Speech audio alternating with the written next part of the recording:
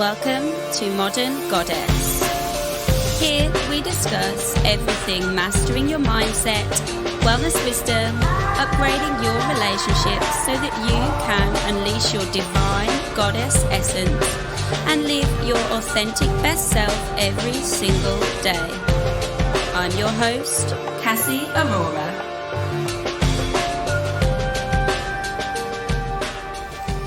Alright, so hi everyone.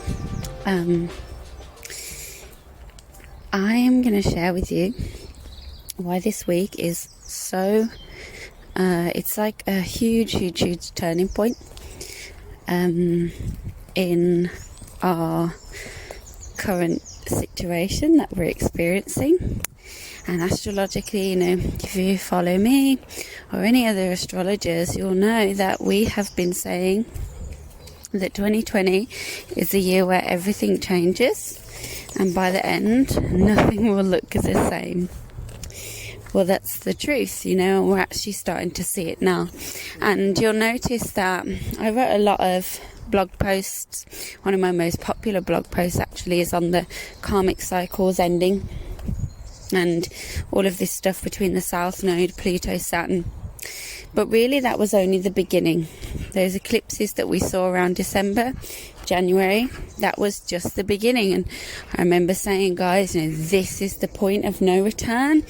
Get your shit together, get your karma cleared, start to welcome in who you want to become, because after this point, things are going to happen that bring up, where you are.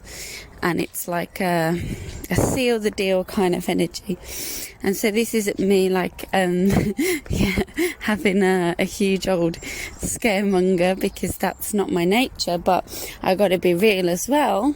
And this week is really going to be the start of this big shift. It's actually really positive on a personal astrological level, I feel, because it's the evolvement. But globally, as you probably noticed, things are going a bit crazy, and fear is the big factor here. And I'm going to get into the astrology of it, but fear is really interesting because this is something that's coming up right now, big style, and this is to do with Pluto and Saturn. Saturn is fear. If you think it's sort of a hysteria now, when Saturn moves into Aquarius at the end of March, it could play out in the context of Saturn, of course, is fear. Aquarius is large groups of people. It's the collective. It answers to Uranus, because Uranus rules Aquarius. So Uranus is like sudden change, real like thunderbolts of new energy. And so, this could be a really big shift. And I'm getting ahead of myself, but the thing about fear is it's a human response. It's a reptilian response. It happens. And the thing is, if we are so disconnected from our fear that we want to run away from it, or we haven't dealt with it up until now, and now it's being literally manipulated quite strongly, I don't want to say by the powers that be, because I don't know, but I know that a lot of the media makes us feel fear right now. And if we don't know how to shepherd that or handle that, because we haven't dealt with our own, it's kind of gonna, if we don't know how to shepherd our fear, we are vulnerable to control, because we're looking to the outside for the answers to what we're experiencing. And quite simply, if we're looking outside for those answers, that's our authority, our power is lost. And I want you to remember this whole time that you always have the choice to go within and hold the space for yourself. And sometimes when it comes to fear and things we can't change, and we can do little things to change, our biggest power is in the embracing and the holding of those things there's parts of ourselves that feel really uncomfortable. And when we're in the space of fear, we can't be in the space of love. And when we're in the space of love, we can't be in the space of fear, you know, because they're two diametrically opposite energetic frequencies. And so I am not someone who is immune to fear. Actually, fear is quite a big part of my personality. It always has been as I've grown up, and it's something I've spiritually had to work with, because it drove much of my anxiety, my eating disorder, and literally nearly drove me to my grave, because it was just so magnanimous. I was doing behaviours which would detract me from it, which ultimately were nearly killing me, you know. And so fear is no joke. And the way that we are reacting to other people's fear and our own is showing a lot about our shadow and our underbelly, which is really that Pluto energy that we're experiencing, that crisis, the shadow, the ugliness. And it's also a huge time, especially as Saturn moves into Aquarius and throughout this year, as a collective, whether we choose to choose connection, or whether we choose to go into fear. Can we choose love and connection for our fellow humans, or are we going to run into fear and see everyone as the enemy? And it's a really pivotal energy for sure, and this is a huge calling to us to, you know, we've reached a global epidemic of loneliness. Teal Swan talks about this a lot, and she's so right. Because we're so caught up in technology, and I love technology because it's connecting me to some beautiful women over in LA. But, you know, when I look around, I can't always find the same connection to people that you might say, in quotes, are not spiritual. Or, you know, I want to say this in the most kind way, but like my family, who I'm quite detached from, like I've never felt the things that I wanted to feel from them, apart from, you know, maybe a few of them. And that's, you know, that's why I'm disconnected from them. But equally, that's my karma to say, how can I find a mutual ground with these people? Especially my dad, you know, we have a strange relationship, and, you know, he's never been around. I don't remember him around as a kid. I don't want to get into that, but it's like so much of my life I was in fear of being abandoned, because I couldn't understand why he never saw me or really held me or loved me in the way that I wanted.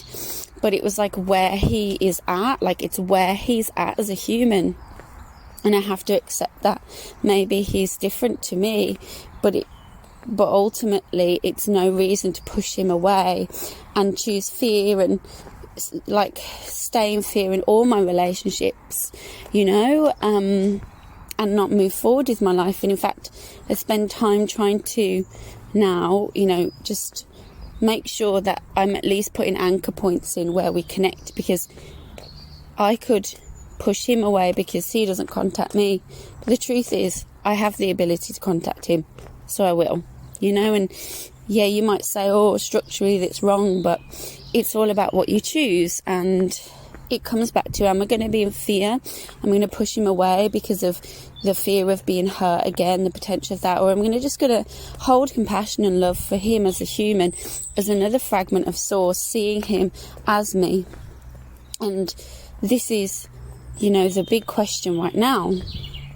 There is going to be a massive disclosure this year. I'm going to put that right out from the gate.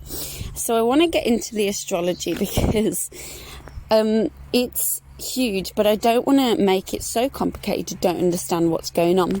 So I'm going to touch on these things, but I want you to think of astrology as glyphs and archetypes. They are symbols, and how they play out in the real world very much depends on what they're paired with. It's a bit like a picture, you know, like Egyptian glyphs. They used to write all in glyphs, and it made perfect sense, but only if you could see what was the context, you know. And it's the same with astrology. So I want you to think about the last well, we could say 27,000 years, but let's say 2,000 years, as like a spot, a boil or something, like a pimple, and it's been brewing, working its way through your body system towards the skin. This is such a minging analogy, I'm so sorry, but it's the only one I could think of off the bat. And what's happening is the trigger of the eclipses in December was where... Oh, there's a car coming. This will be interesting. The trigger of the eclipse in December was where the boil started to appear on the skin. Now, here we are in March, and it's very evident that the boil is ready to burst. And I want to say coronavirus, but I don't know if it's that, and I don't want to get into that, but let's use that for now. Has basically squeezed the boil, and now we have a huge conjunction between Black Moon Lilith. We have the Saturn Pluto stuff going on.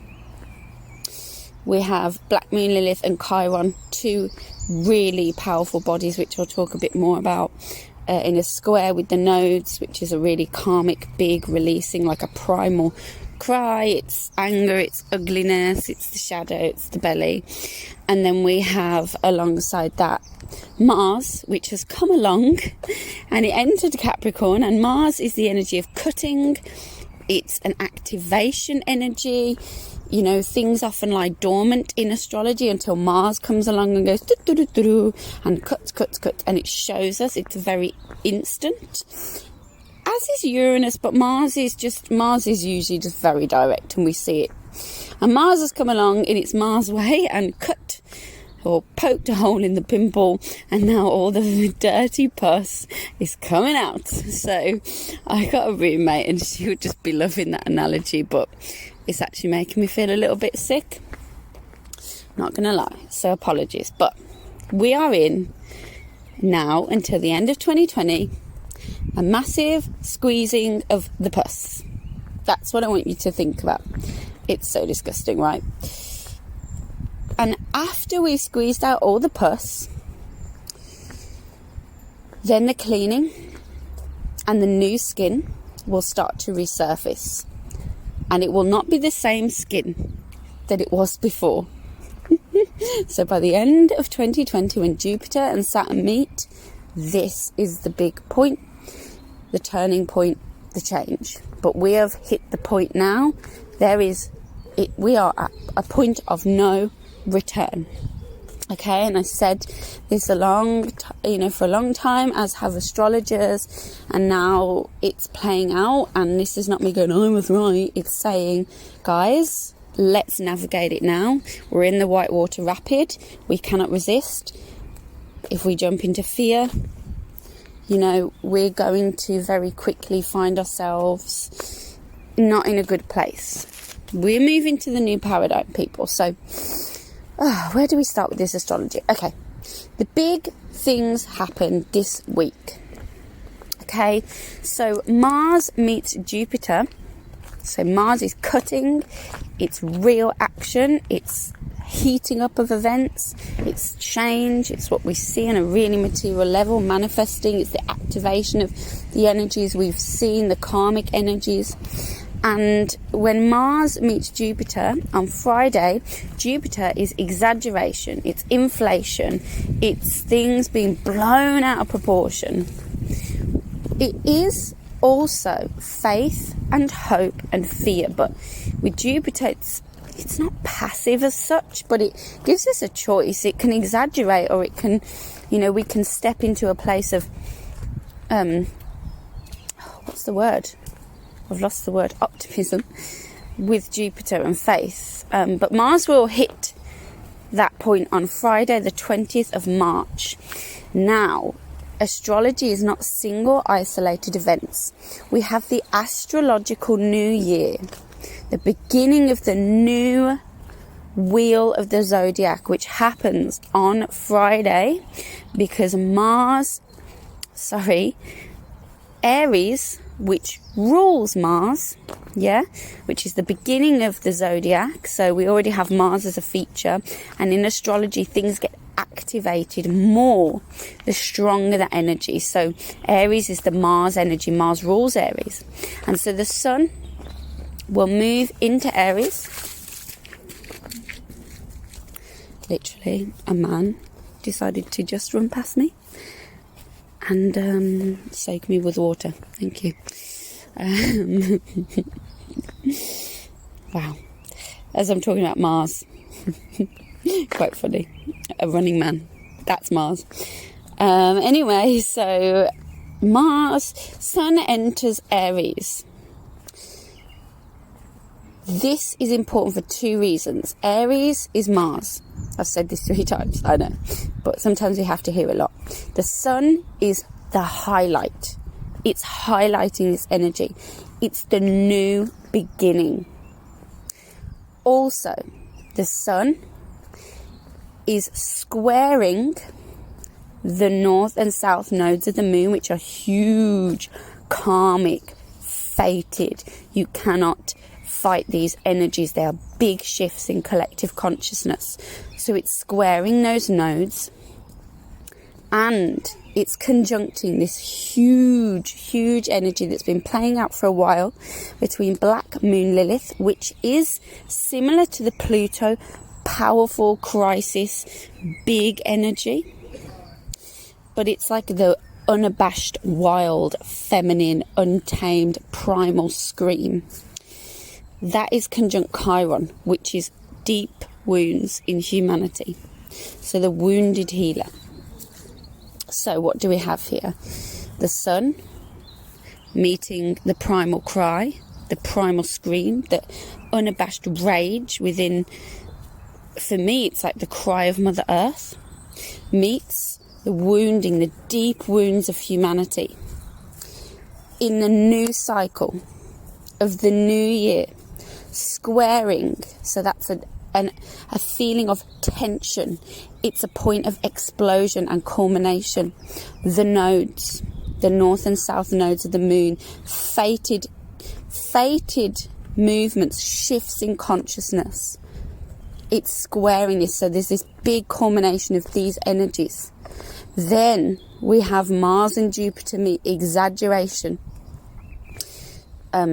changes, movements. Mars is infections. It's, it's like hot inflammation. Then we obviously have Mercury in Pisces this whole time playing out. Mercury is coming back direct, so it's no longer retrograde, but Mercury in Pisces creates a distortion. Pisces dissolves and distorts and manipulates. Mercury is news, media, the information we're getting. Nothing will be clear. So we've got those playing out. I know, right? So let me consult my notes. I actually have had to get notes, guys. Yes, so Friday is big, and because it's the equinox, it's huge. Then on Sunday, we have the big power player energy, because Pluto and Jupiter will meet in the sky on Sunday, the 22nd of March 2020. If you're into numbers, interesting, right? So this energy is huge, and it's unmistakably going to further things. Pluto is crisis, transformation, it's power, it's the shadow. Jupiter is the exaggeration, it's the showing of that. Again, it's the inflation of that. Pluto is fear and crisis, it's inflating that on Sunday. Pluto is also power, inner power. It's our deep sense of power in the deepest level of our consciousness. The connection between us and everything, where we can completely let go, to the will of the universe. That's also Pluto. Knowing that that is our power. Our power isn't in the artificial embodiments of it. So that's just another thing I want to throw in there. And so at the same time, then we have one of the biggest shifts that we've been waiting for. This is like a big new stamp that's going to happen on Saturday. So all this energy is still playing out. Then we have Saturn moving for the first time in 2.5 years. Everything that's been happening in 2.5 years, we're going to start to see a shift and a change. Because Saturn, the planet of fear, structure, authority, systems of hierarchy, the granddad of the zodiac, he moves into Aquarius. And Aquarius is ruled not only by Saturn but Uranus. Uranus is electricity, it's internet, it's technology, it's big kind of electric energy. It's sudden change. It transforms. It comes in and shakes things up. Aquarius is also, the archetype of Aquarius is big groups of people, the collective, big, large networks and organizations. So Saturn, I'm looking at this and I'm like, maybe it can play out in a big culmination point of a new level of fear in mass groups. With Uranus, we can definitely see a speeding up because Saturn in Capricorn is slow. It's really, really slow.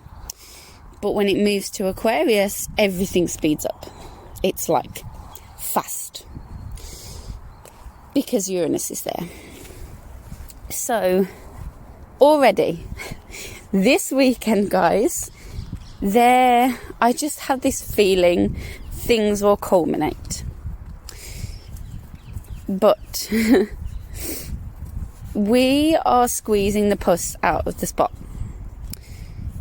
Our choice, is to allow it to happen or literally go into panic mode.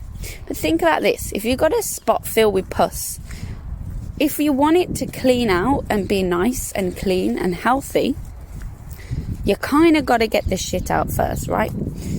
Because all that's going to happen if you don't is it's going to heal, and then later on you're going to have to do the same. Well, there's going to be some weird, nasty thing going on. We need to go through this dirty, angry underbelly. I don't even feel like it's even about Corona anymore, because this Mercury in Pisces is just distorting everything. And, it's an incredible energy.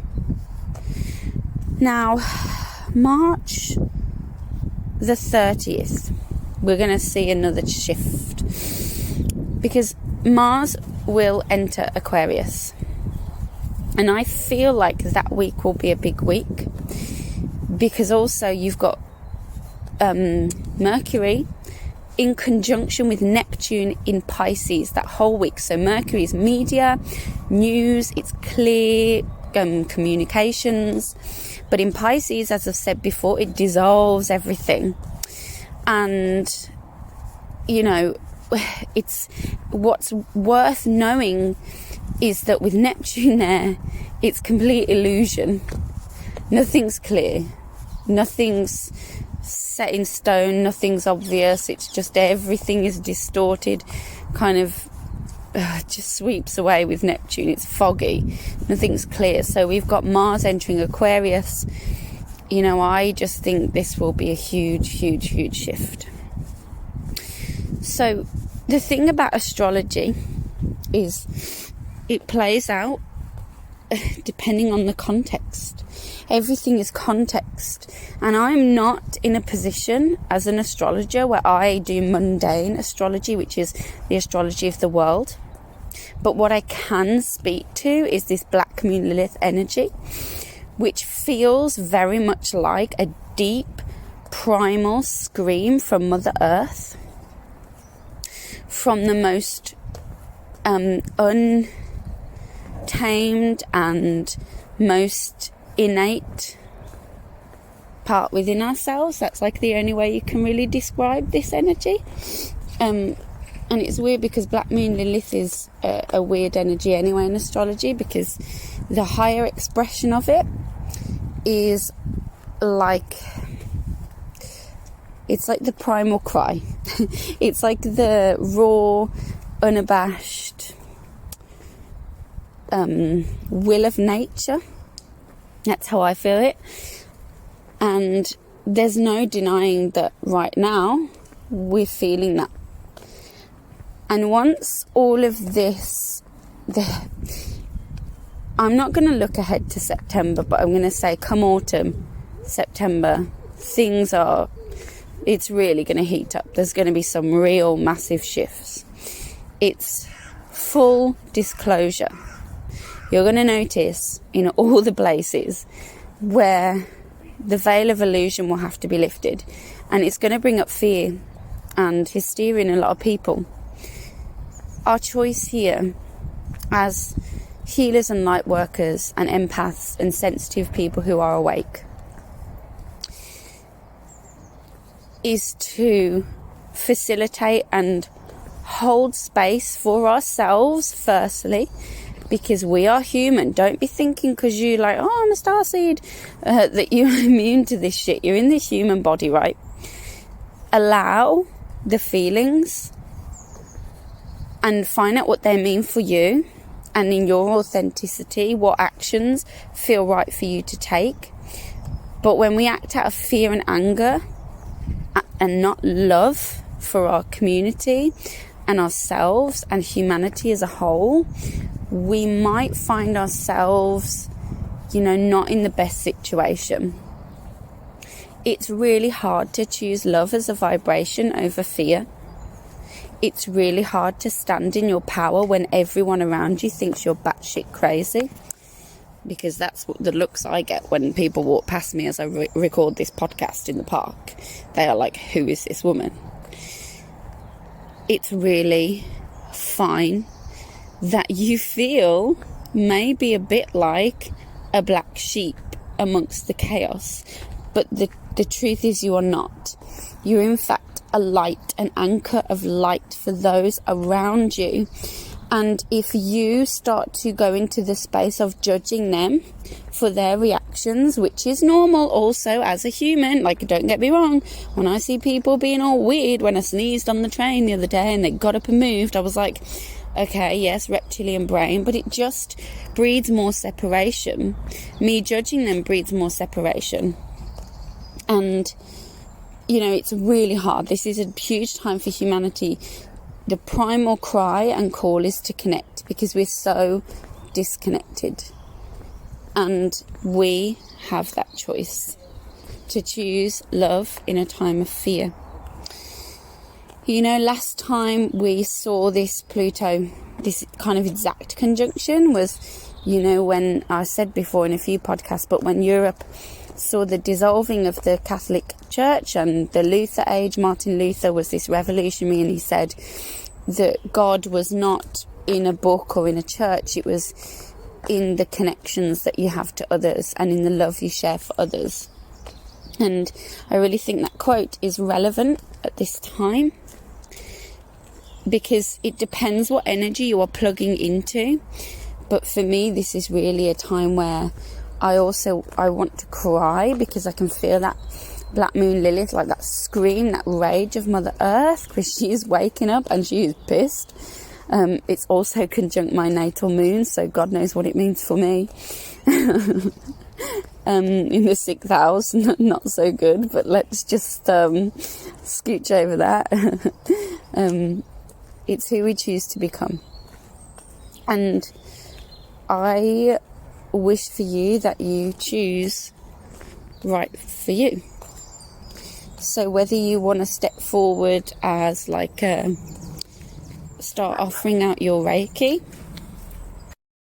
Apologies, there was a dog at the wall. So whether it means you're going to step forward in your Reiki, whether it means you're going to step forward and know that actually you have something more you can offer humanity at this time, whether it's massages, whether it's your kind words, whether it's calling in on a neighbour, whether it's initiating some sort of, online meeting between you and your friends over Zoom to just catch up if you're in some kind of isolation, whether it's to really realise that in all this fear, life is fleeting and you're actually like not on the path you want to be on. These are all ways that it can play out. There's so many ways, but right now is time to slow down and focus, really, in my opinion, and you don't have to take my opinion or my thoughts, on the love and the peace and the well-being of yourself and others.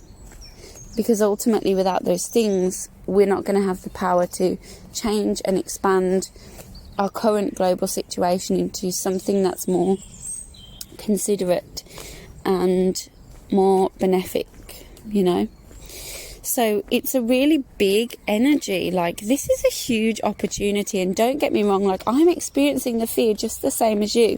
But the really interesting thing about fear, which I want to leave you with, is fear always shows us a need. Because when we tune into our fear, it's showing us what we don't want to happen. So, for example, I'm fearing not the virus itself. I'm fearing the way it's going to separate and quarantine us. So where, like, for example, I won't be able to get and see my boyfriend, or I won't be able to get up and walk out my house as and when I want. So it's bringing up for me the need for freedom. So it's showing me how important that is.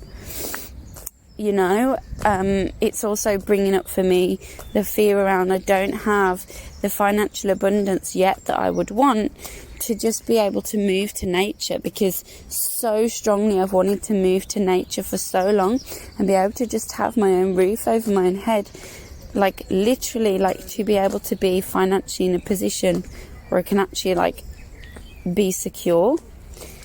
And that's like something I'm sharing with you because I want to honour you with the truth of where I am. It's bringing up all my fear around abundance because I have loads of work cancelled. Like, I don't know what I'm going to do. But I can't just keep jumping into that because it will not help me resolve. I just see the fear and I say, okay, you're showing me that this is important. But then every time I just allow it and I say, okay, I'm just going to voice this, I'm going to say it, I don't know what I'm going to do, the universe shows me a solution in the face of another human, or, or just in the face of like, it's okay, just slow down. Everyone is in the same boat. And this is what we have to remember. Right now, as a collective, we are all in a similar boat. We are all in that Neptune boat. We're all in the... sailing the seas of the Corona ship, it's huge. Sorry, there's a truck coming by. It does my bloody nutting. Literally, use your indicators. It only does my nutting because I want to bring you like a nice quality podcast. But you know me, guys. If I sit down and record, it's not going to be as perhaps cohesive as if I'm moving my body and allowing this information to run through me. So with your fear, I want you to take away just one thing from this whole podcast. What is your fear showing you? How can you love it and embrace it more? How can you build a relationship with fear? Because fear will always be a factor in your life because we are humans, but it's our relationship to it. As long as you're alive, you're going to experience fear. I'm sorry to tell you, it was really bad news for me to hear because I'm a fearful person, but as long as we're alive, it's going to happen. And so we're navigating really challenging times. So who do we become in the space of fear? Well, that's our choice. And the one thing that I've really noticed is the amount of humility and reverence that fear gives me. Because just when I think I got my shit together, no, it comes back. And how I handle it is very different now to how I did years ago, thanks to Reiki, thanks to astrology for giving me context, thanks to my own ability to sit and hold space for myself, which has come with many years of practice, assisted by a coach and a therapist. And I just want to say to you, if you want that level of support, of course you can reach out. I work with people one-to-one. I also do distance Reiki for people all over the world. I like to think that the price of my Reiki is really quite valuable, and I think it's not a lot for what we can do together.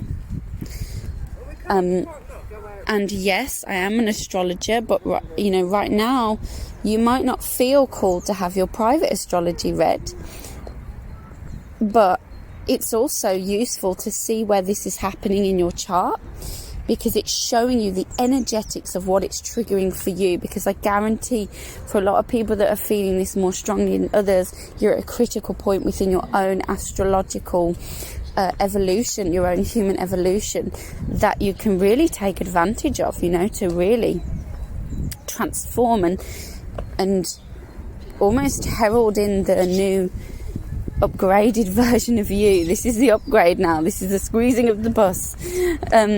But also, if you would like to book astrology, you're of course welcome to do that. When you sign up to my mailing list, you get a discount code. I encourage you to use it. If you feel that there is a separation between you and, maybe you haven't quite met the value of it yet for you, and that's fine. There's a discount code you can use once on my mailing list. Although it has like an expiry, so just be mindful of that when you sign up. That code doesn't last forever. You also can book in Reiki with me, and how that works is Reiki is a healing energy. I work with people, as I said, all over the world, and Reiki really relaxes you. It helps you to embody the universal energy of healing and love over fear, which is what we ultimately all want to experience, I think. And when we embody and embrace that energy in and of itself, through someone facilitating Reiki healing for us, we are attuned into that vibration, and then it affects our whole body, because at our core we are just electromagnetic phenomena. So the vibration that we take on very much informs the coherence of our cells and the symphony of the cells in the body, so to speak, whether it's harmonious or disharmonious. And when you're plugged into Reiki energy and you get Reiki from a healer, it's like having your whole body tuned into a symphony rather than chaos. And what happens when I send Reiki is it's about half an hour. You choose a time that you want. I often encourage people to choose a time before bed so that they can drift away into sleep, but you don't have to do that. And you receive the treatment for half an hour, and then I will send you a recording which is about half an hour or so on everything I've found to do with your energy and steps you can take to really, own that and come into a space of like long-term practical change. And with Reiki, the more you have, the better it is. But it doesn't mean that you need a Reiki healer specifically to heal you. You could try and do it yourself. So have a go at that, putting your hands over your heart and sending loving energy. It may not be the Reiki energy, but it will be some vibration of pure love for sure. But you are also welcome to head to my services page and book that in with me, and we literally do it when it suits you. Because the amazing thing about Reiki, which has always blown my mind and it still does, but it's proven that it works, is we can send over distance and time, because really they're just constructs, So I can program a treatment today at 5 o'clock in England for someone next week at 11 o'clock in Hong Kong. and it works, and I'll get all the same stuff. I'll send it them when they've had their treatment, and they're like, oh my god, this is all the same things, this is what I experienced, blah blah blah. People sleep through the night, people stop like OCD compulsions they've had for years. Like, it's huge. They tend to really experience a lot of incredible things. So this is not some cuckoo crazy stuff. Just because we don't yet understand it doesn't mean it doesn't work. It really does. Even in people that think it's not going to work, it works. So I encourage you strongly to book that in if you feel called to. I would absolutely be honoured to heal you. So if you're feeling all kinds of messed up, if you're an empath and you're feeling like the energy is huge, if you're feeling all kinds of wibbly wobbly and you're like, no, I'm ready to time out in this hysterical world, then I encourage you to book Reiki, because it will bring you some healing energy, some peace, some clarity, some directions for how you can move forward. So guys, I have an amazing few guests lined up for you. If you haven't liked or subscribed to this podcast, then please share, please like, please subscribe, because I don't want you to miss out on these amazing guests. And I wish you all the love, all the courage, all the strength that you need to be the driver of your life rather than being driven. And that's all I have to say for now. So I'm sending you blessings and love and beautiful Venus energy. Thank you so much, and take care.